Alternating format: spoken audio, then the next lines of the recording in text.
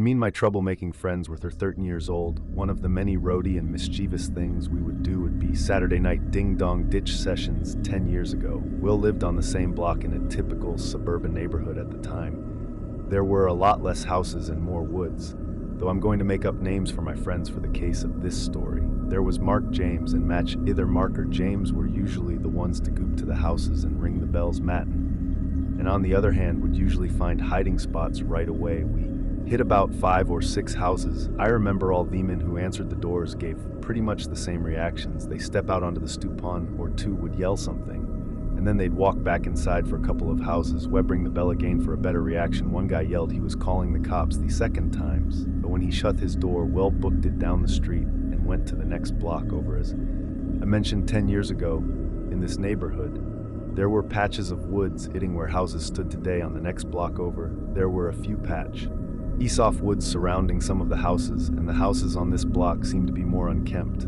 The first house on the block was across the street from the patch of woods, which made for a perfect hiding spot.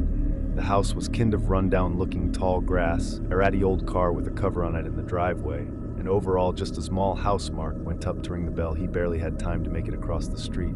Before the door opened, it was another man to answer the door. This guy really big, about 6 foot and stocky build. Unlike the others, she was furious. Immediately he kept around his whole front yard, checking the bushes, yelling threats. Will laughed as Wheelways did. Eventually he finally went back inside. Mark waited a few minutes, checked the windows, and then ran back up the stoop, touring the bell again. I didn't envy him with this house. I would not be bold enough touring that man's bell again. Mark knew I probably didn't have as much time, so ran to the side of the house and out of sight. The door opened much quicker this time, and this time the man came out with a rifle in his hand. Well looked at each other simultaneously, going under our Theman checked all the places he checks before, and then a few extra places this time, like behind his car, behind a couple trees, and then he walked to the center of his lawn and just stood there. Reese, if you were thinking, he looked around, and then his head stopped as she was facing using the woods. Me, Matt, and James looked at each other. We ducked lower in hopes that he didn't see us. After 10 seconds of staring in our direction, the man went back into his home, and then we saw him appear at his front windows,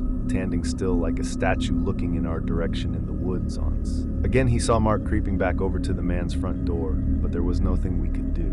We were too afraid to move or yell anything. Mark rang the bell once again and ran for it. The man didn't move, though, at least not for another minute.